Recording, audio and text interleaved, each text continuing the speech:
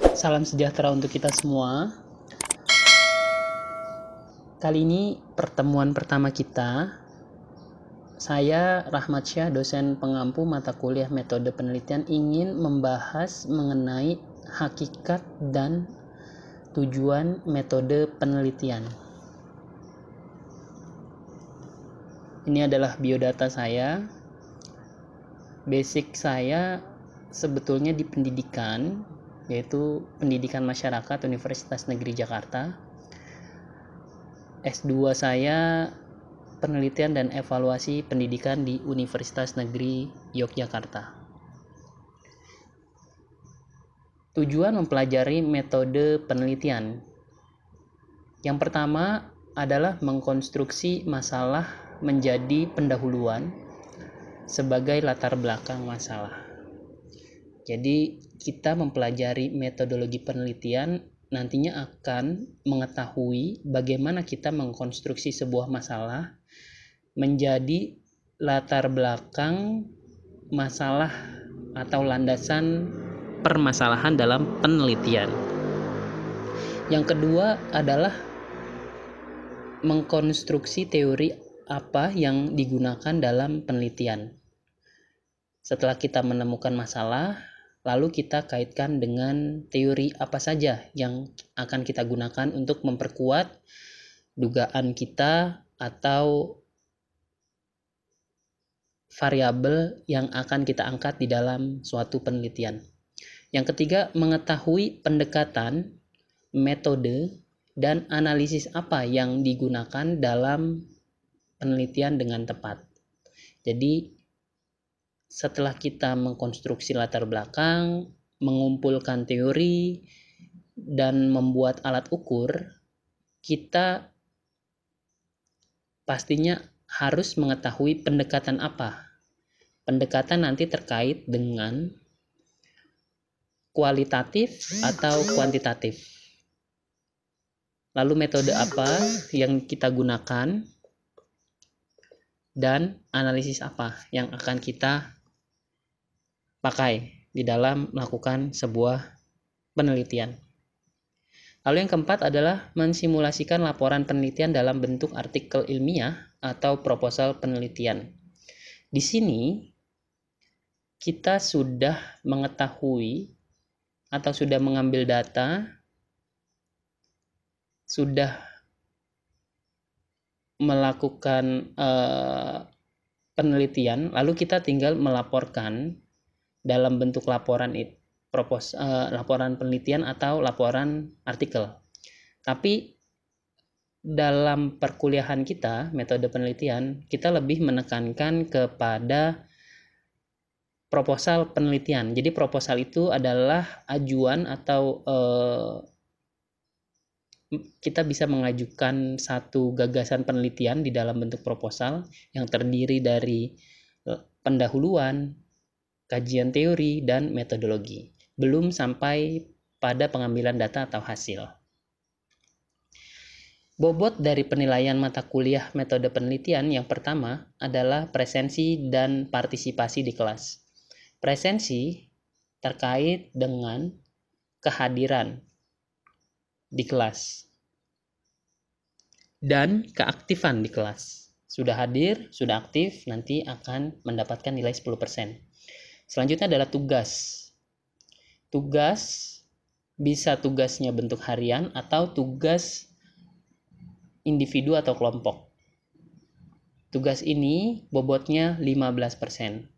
Selanjutnya adalah ujian tengah semester, bobotnya 35%, dan ujian akhir semester 40%. Kita masuk kepada landasan dari penelitian. Sebelum kita masuk ke metodologi atau metode penelitian, kita harus mengetahui apakah yang dimaksud dengan ilmu. Lalu kita juga harus mengetahui apa yang dimaksud dengan penelitian, apakah yang dimaksud dengan metode, apakah yang dimaksud dengan metode penelitian, dan apakah yang dimaksud dengan metodologi penelitian. Dari kelima pertanyaan ini nanti kita akan jawab bersama-sama dalam perkuliahan kita ke depannya. Gitu. Tahap awal ini kita akan mengetahui persiapan awal penelitian. Yang pertama, kita harus memahami bidang keilmuan kita. Misalkan kita memiliki basic dasar jurusan atau prodi manajemen, ya berarti kita harus paham betul dasar-dasar manajemen itu apa, keilmuan kita apa. Nah, hal ini terkait dengan kapasitas seorang peneliti atau mahasiswa dalam membaca, dalam menulis. Jadi dalam memahami keilmuan, tapi tidak hanya dia tahu, tapi dia sudah mengkaji. Lalu analisis sumber daya kebutuhan. Analisis sumber daya kebutuhan terkait dengan apa yang kita punya. Misalkan kita punya aplikasi-aplikasi pendukung untuk menganalisis data. Kita punya tools-tools untuk mengolah data di dalam penelitian.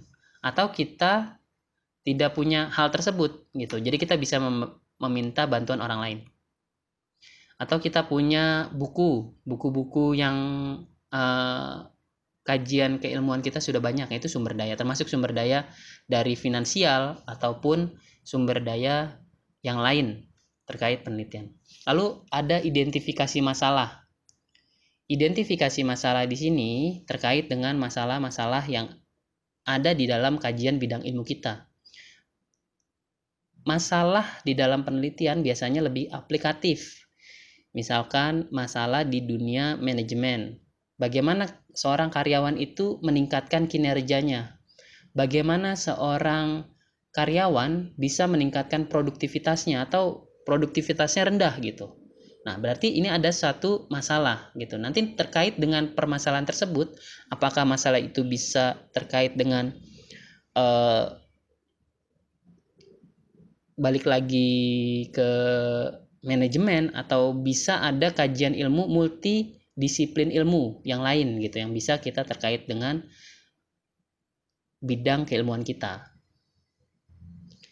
Lalu lakukan kajian penelitian yang relevan. Kajian penelitian yang relevan itu adalah hasil penelitian yang sudah ditulis oleh orang lain yang berbentuk artikel ilmiah yang sudah dipublikasikan. Kita bisa melihat kajian penelitian relevan itu dari sumber jurnal yang sudah dipublikasikan, yang internasional, yang nasional juga bisa, atau bahkan skripsi, tesis, dan disertasi hasil penelitian yang sudah pernah dipublikasikan. Seperti itu. Kita kaji yang terkait dengan penelitian yang akan kita ambil. Lalu pahami pendekatan dan metode penelitian serta teknik penulisan. Untuk hal ini, makanya kita belajar tentang metode penelitian. Metode penelitian itu nanti kita bahas lebih lanjut, lebih dalam setiap pertemuannya. Nah, ini adalah analisis sumber daya dan kebutuhan. Kita bisa melihat di sini menggunakan SWOT, ya, strength, kekuatan. Kita bisa menguasai ilmu pengetahuan, ya, penguasaan ilmu pengetahuan kita bagaimana, bidang kesukaan kita apa, tempat kerja dan magang kita di mana, lalu penguasaan objek penelitian kita seperti apa gitu. Kelemahan kita, misalkan kita lemah dalam bidang kuantitatif atau metode, ya berarti kita harus belajar atau kita bisa meminta bantuan orang lain untuk pengolahan data. Kita punya data, kita tidak bisa mengolahnya, kita bisa minta bantuan orang lain. Atau kita bisa beli buku tentang kuantitatif. Lalu tidak pernah menulis, tidak pernah membaca. Nah, hal ini bisa kita pelajari melalui buku-buku yang tersedia. Nanti saya akan berikan buku-bukunya seperti apa. Kesempatan ini adalah hal-hal yang terkait dengan urgency, hot issue, atau hal-hal yang unik yang memang sedang ada di masyarakat. Misalkan terkait dengan COVID-19. Kira-kira COVID-19 ini ya atau wabah ini mempengaruhi apa saja gitu dalam bidang keilmuan kita. Lalu ancaman ini terkait dengan misalkan judulnya sama dengan teman kita yang lain atau kita takut salah gitu.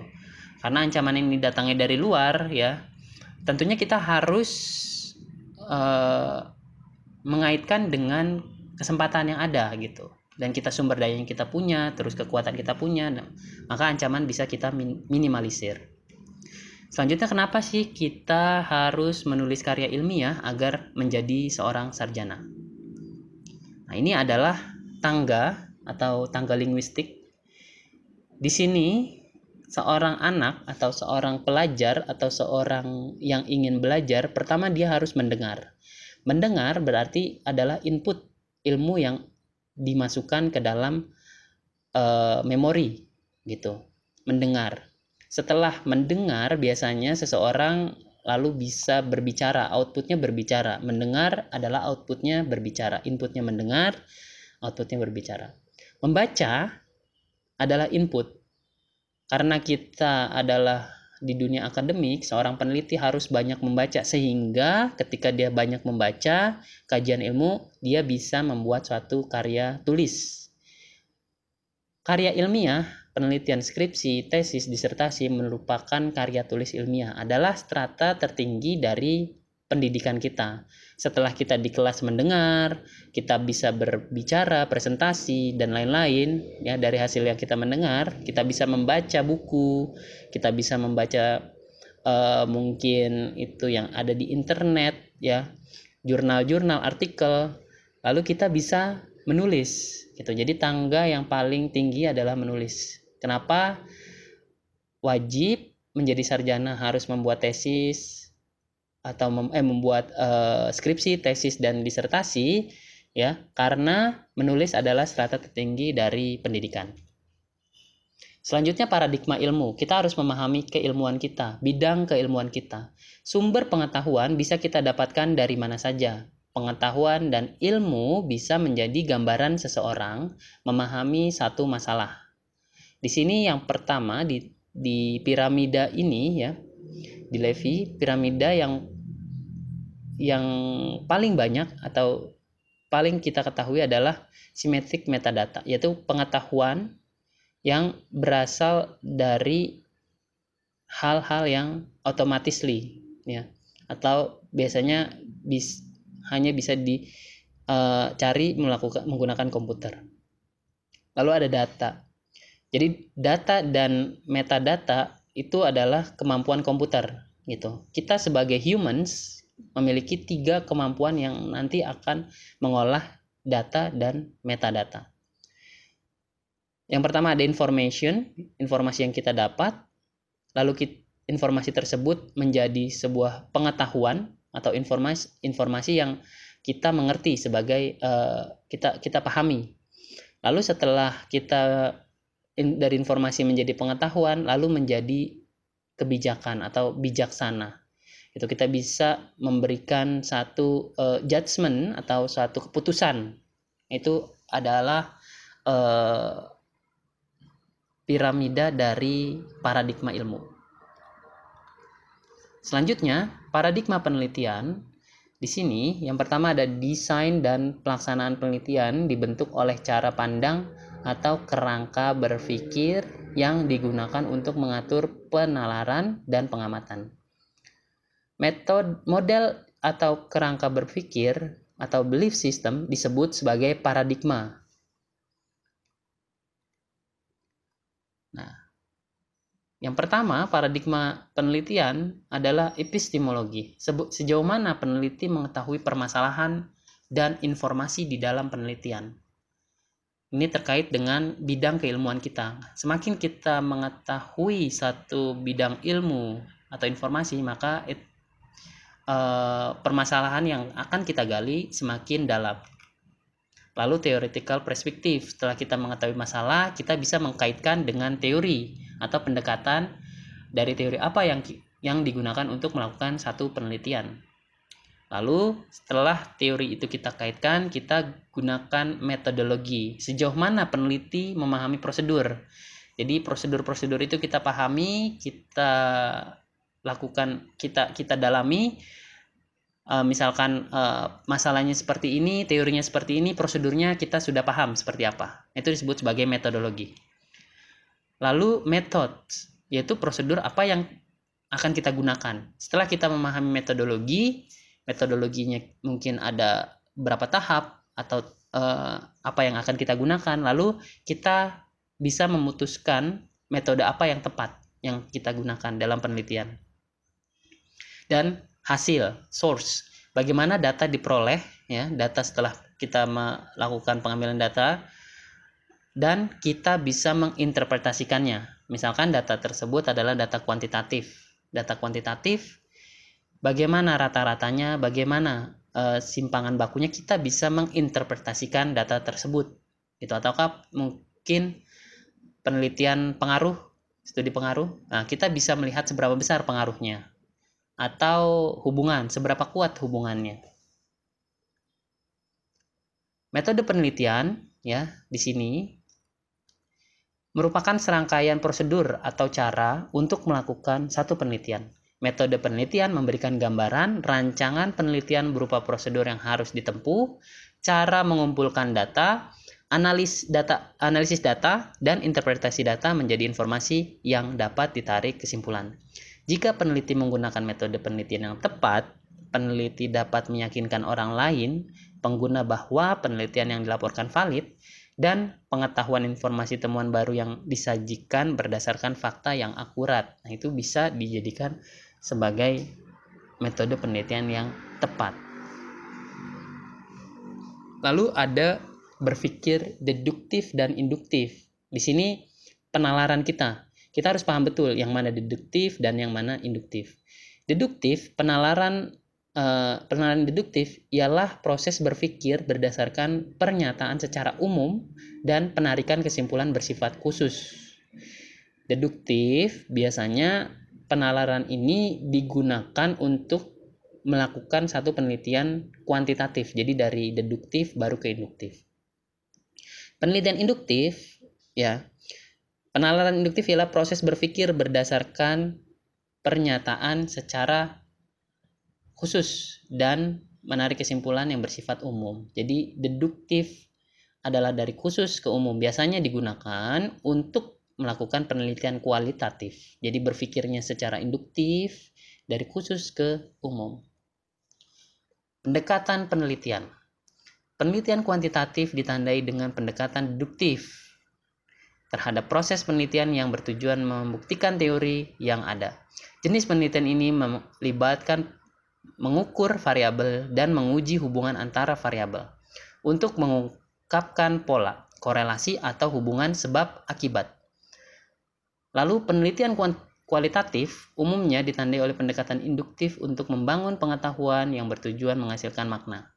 Kualitatif bertujuan untuk menyelidiki fenomena sosial, menggali kegiatan suatu situasi, peristiwa, atau artefak, atau untuk membangun pemahaman yang mendalam tentang beberapa dimensi kehidupan sosial. Lalu ada penelitian campuran. Penelitian atau metode campuran atau MMR melibatkan pengumpulan analisis data dalam beberapa cara, mengintegrasikan data kuantitatif dan kualitatif secara dalam satu proyek. Fase proyek penelitian terintegrasi atau sinergis dengan fase kuantitatif yang memengaruhi fase kualitatif, atau sebaliknya. Penelitian campuran, ya, metode research dapat menghasilkan pemahaman yang komprehensif tentang fenomena yang sedang diselidiki karena integrasi kuantitatif dan kualitatif berdasarkan data. Umumnya sesuai ketika tujuan Anda adalah untuk menggambarkan, menjelaskan, dan mengevaluasi. Jadi kalau penelitian kuantitatif untuk melihat korelasi atau hubungan sebab akibat, kualitatif untuk melihat kedalaman dimensi kehidupan sosial, dan campuran untuk menggambarkan, menjelaskan, dan mengevaluasi. Target dari metodologi penelitian, ya, pertama adalah konsep teknik penulisan skripsi, yang sesuai kaidah penelitian, inputnya, prosesnya mengembangkan gagasan penelitian, mengaplikasikan karya tulis ilmiah sesuai prosedur, dan produknya dalam menghasilkan berupa karya ilmiah. Terima kasih atas kesempatan kali ini. Nanti kita akan bertemu di pertemuan selanjutnya.